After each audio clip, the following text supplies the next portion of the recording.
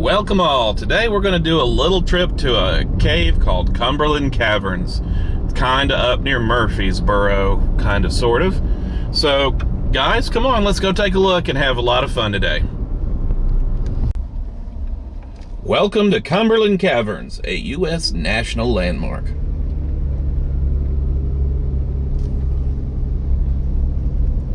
Doesn't look like much, but the caves are pretty awesome, and once a year they have a neat little bluegrass festival in the larger area inside the cave. But more on that later. And here we are. And there is the obligatory mining thing. And here's that thing that I was telling you guys about. This is the home of the Bluegrass Underground.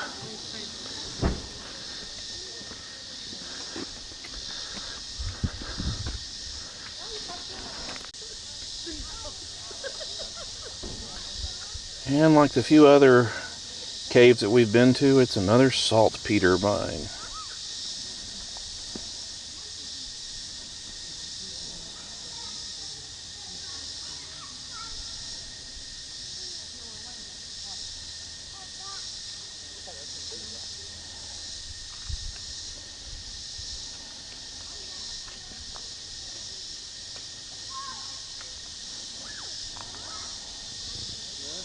We're here.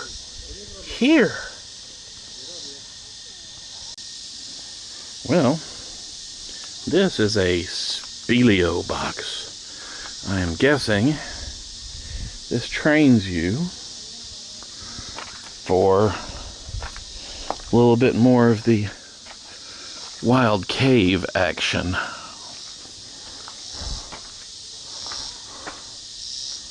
Interesting idea.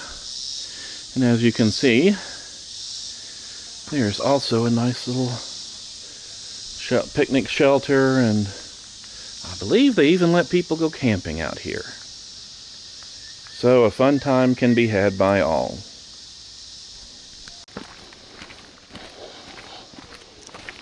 Coming up to the cave entrance.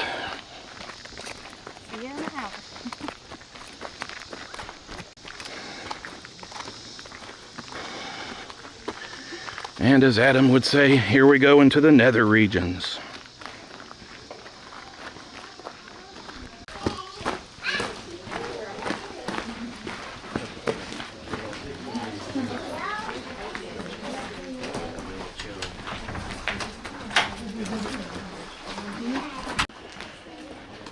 And we're into Cumberland Caverns.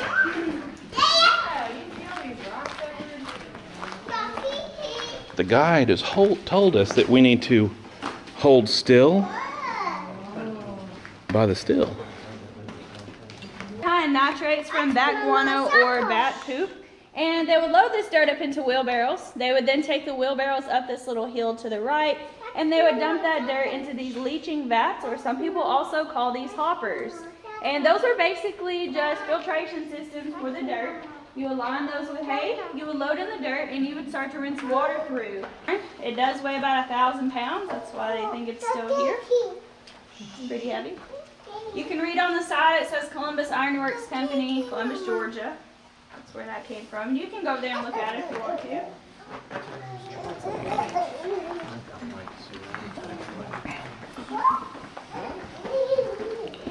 Well, I guess we got some heavy metal.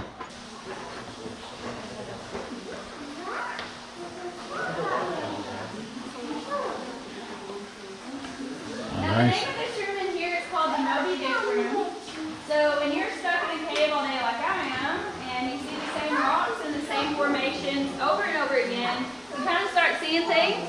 And whenever we guides come into this room, we see Moby Dick well. But we'll try to see him here. Up here is his eye. Over here to the right is his forehead. Down here to the bottom is his mouth.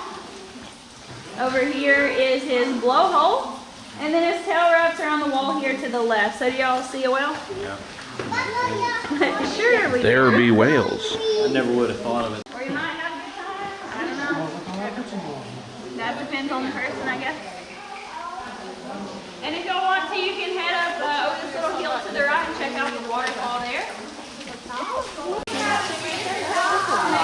never-ending waterfall. Formations are called stalagmites and stalagmites. So basically you'll have a drip of water that comes down from the ceiling. At the left side of what we're fixing to walk through. And it was originally a 9 by 15 inch hole. Tank decided to crawl through that. Not really sure if he's a very smart, adventurous man or if he's just a little stupid maybe.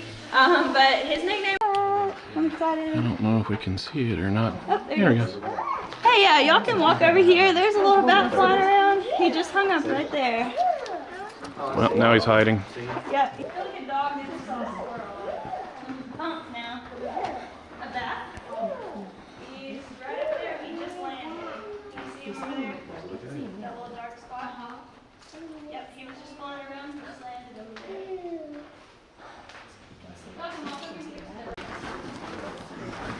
We're coming into the Volcano Room.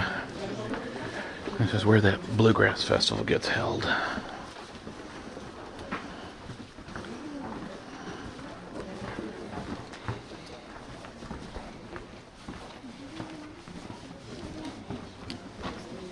And there's the famous chandelier.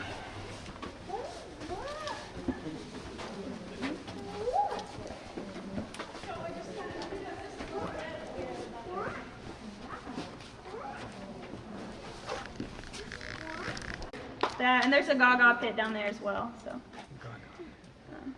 for the overnights, and then some of our school tours come through and we'll play games with them Let as there well. be light. Is the admission to like the overnight, like the bluegrass stuff? Is you don't want to look at the rocks? Yeah, but you don't want to see all the rocks.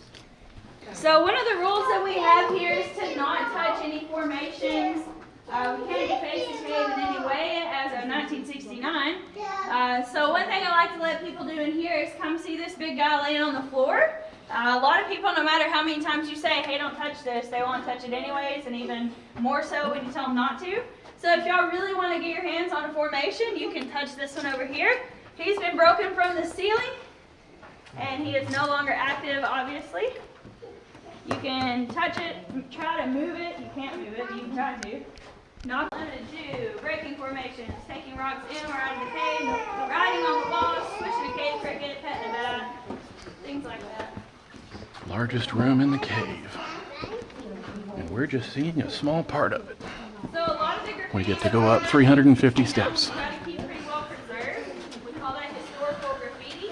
Anything after 1969 is considered vandalism, and you can go to jail for that. So there's a very fine line between cool and illegal. Pointed crown. King. Yes, king. I feel like I gave a pretty good hint there. He has a three-pointed crown.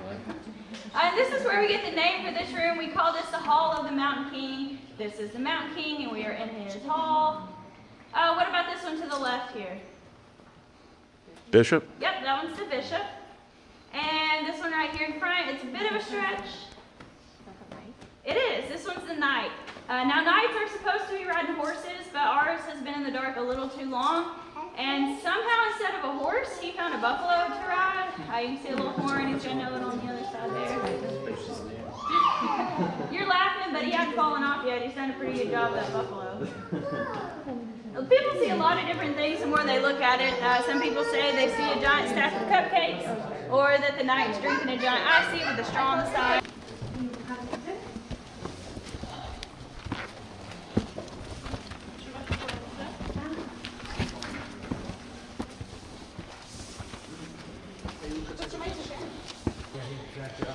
And we've reached the summit, sort of.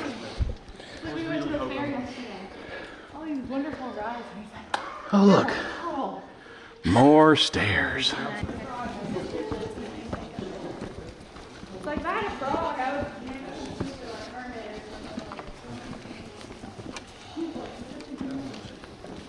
Such a weird pet. Down through here is kind of crater-ish and makes it look like the surface of the moon.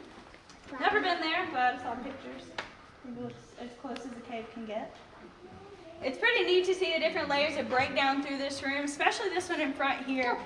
This big piece, you can almost tell the outline there and see exactly where it fell from the ceiling. Didn't have far to fall, So a lot of these are still in really big chunks. They didn't break up as much when they hit the bottom. About another couple thousand years, they might get there, huh? All right. 1, 2, 3.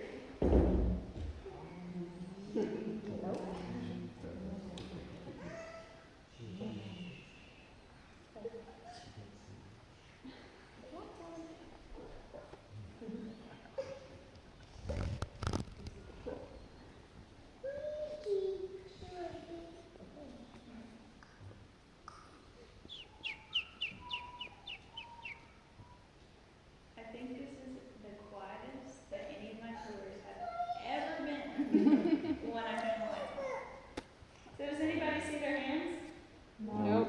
The room in which you are now seated is approximately 1/2 mile from the entrance and nearly 300 feet beneath the surface of the mountain. You have just crossed the Hall of the Mountain King, the largest room in the cave. So, now you find yourself here, in the darkness. What has driven you to be here? You are far under the majestic mountain, into the darkness. You could have gone anywhere, but you ended up here. Why? Like under the sea or the void of space, man was not made to live in these conditions. Where are you? Why are you here? To seek adventure. It is in your blood. You are drawn to it. One small step for man, one giant leap for mankind. You, like the astronaut, adventure into a hostile environment. The first to bring light to this place was Aaron Higginbotham. It was 1810.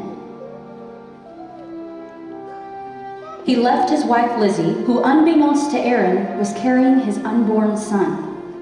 So fragile was Aaron's light source, but he could not stay away. Something he found in his adventure drew him further. He'd seen other caves, but this one had such a grand scale over all the others. He loved his adventure. All his little discoveries gave him a ticklish joy. The delicate little soda straws, fragile gypsum needles. The huge rooms and galleries going on for miles. The twists and the turns. Finally it happened. A slip. His light went out. His attempts to relight his torch ended with fumbling the precious resource, and they too being dropped into the deep crevasse between boulders. Yes, he carefully scattered out the edges of his boulder, but feared taking a step in the dark, not knowing the width or depth of the chasm before the next boulder. And how many boulders to hop to the exit? There were far too many, he knew it. What would you do? What would you think about? Would you pray? Aaron sure did. Oh Lord, where are you now? Can you find me way down here? They say that you are the light, and I am certainly in grave darkness. Lord, with no way to measure the time, Aaron didn't know if it had been minutes, hours, or days. His fear became despair. At one point, he pondered his life and wondered if he had made a difference in the world. Then, something unexpected. Aaron made a choice to put his fear away, where it did not serve him well. He would not dwell on the despair, he would conjure up joy. For the next several hours, he would focus on the great, the wondrous things he had experienced in his adventures. He would recall those moments of joy he had felt. In his mind, he could see them, and his joy grew from his sheer will. In his mind, he chose to hear the music that was positive, uplifting.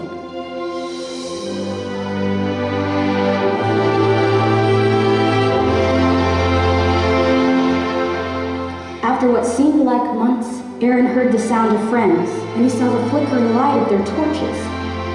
It had been 3 days. His friends had found his knapsack by the mouth of the cave.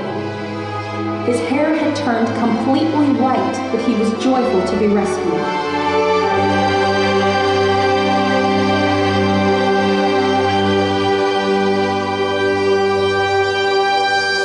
What would you have done?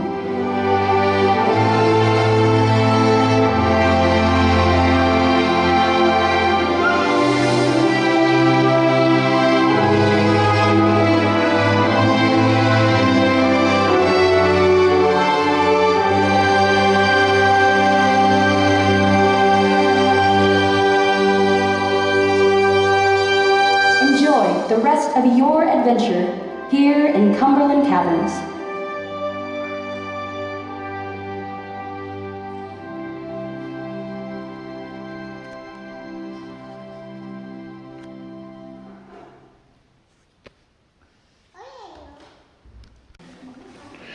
Now we're going up and out. So up some more stairs.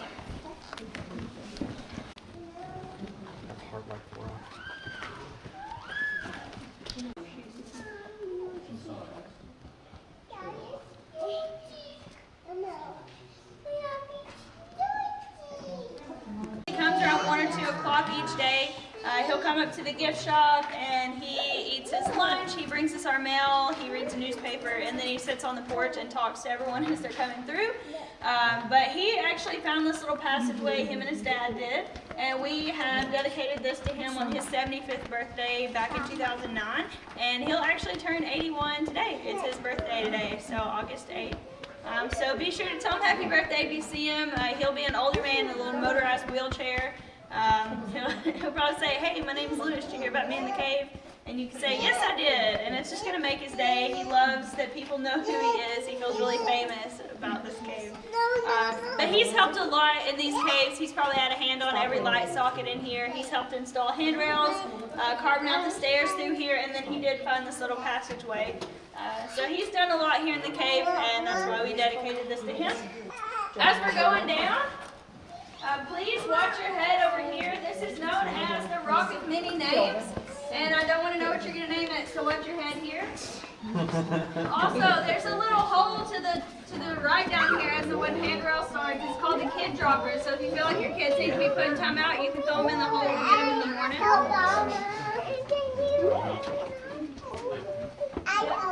Right down here. Is there no turtle up there?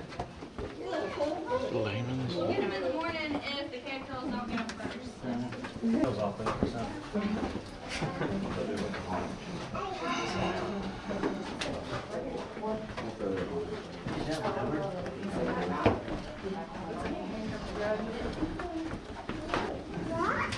Yeah, that's another rock.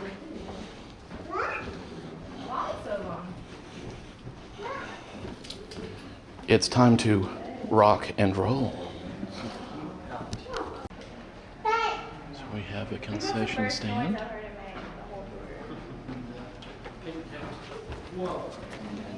And then more eating that way. And then just in case for the overnights, you have bathrooms. Yeah. Discover adventure. And here we come up into the main hall where the concerts are. You can see they've had some good bands over the years. In 2009, 2010, 2011.